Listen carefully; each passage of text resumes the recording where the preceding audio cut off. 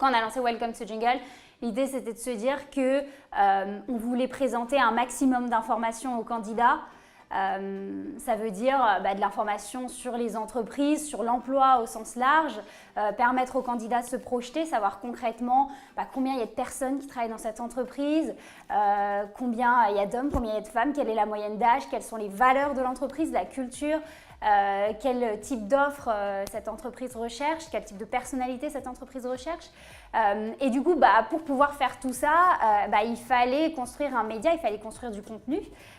En fait, pour tout dire, au tout début sur Welcome to Jungle, il y avait une idée, c'était de se dire on va même pas mettre d'offre d'emploi. Ce qu'on veut, c'est juste présenter des entreprises. Ce qu'on veut, c'est juste permettre aux candidats de ne pas juste postuler partout parce qu'ils voient une offre qui correspond plus ou moins à ce qu'ils veulent faire, mais plutôt rechercher de l'information et se dire voilà, moi c'est dans ce type d'entreprise ou c'est dans cette entreprise que j'ai envie de postuler. Ensuite, je vais passer par les moyens que je veux pour postuler. Et d'ailleurs, nous, c'est ce qu'on dit à nos clients.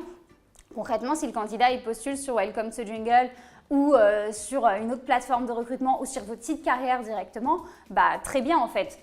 Nous, on n'est pas là pour vous vendre des candidatures, on est là pour faire en sorte que vous soyez mieux identifiés par les candidats.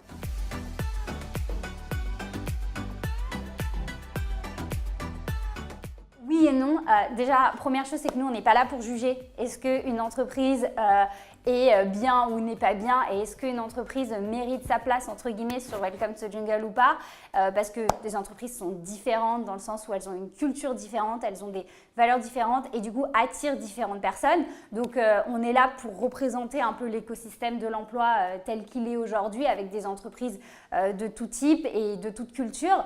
Maintenant, on vend aussi aux candidats, entre guillemets, un discours qui dit voilà, on vous met en avant des entreprises dans lesquelles il est pertinent d'aller travailler. Et les candidats, on s'est rendu compte aussi avec le retour des candidats qui nous disaient on va regarder sur Welcome si l'entreprise elle est présente et c'est un peu un gage de confiance aussi pour les candidats. Donc on ne peut pas se permettre, si on voit qu'il y a quelque chose qui ne va pas du tout dans une entreprise, en fait on leur dit non directement et d'ailleurs ça nous arrive chaque semaine de refuser des entreprises.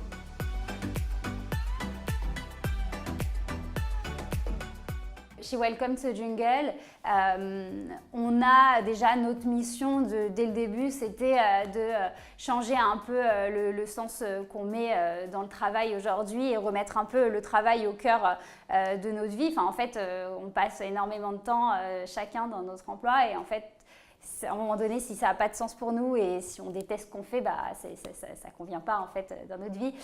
Du coup, le but, c'était vraiment de redonner du sens à tout ça. Et donc, c'est un peu le message qu'on prône à nos partenaires, à nos clients, aux candidats. Donc, on ne peut pas se permettre de ne pas le faire non plus. Donc, on fait en interne, on essaye en tout cas de faire un maximum de choses pour remettre justement du sens dans tout ce qu'on fait.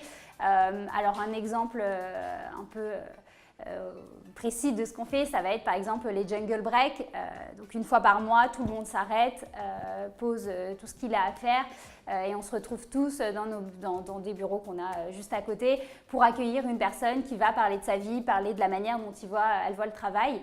Et cette personne, c'est pas forcément une personne de notre milieu, des startups ou autres. Au contraire, on essaie d'aller voir des personnes qui ont des expériences et des vies très différentes.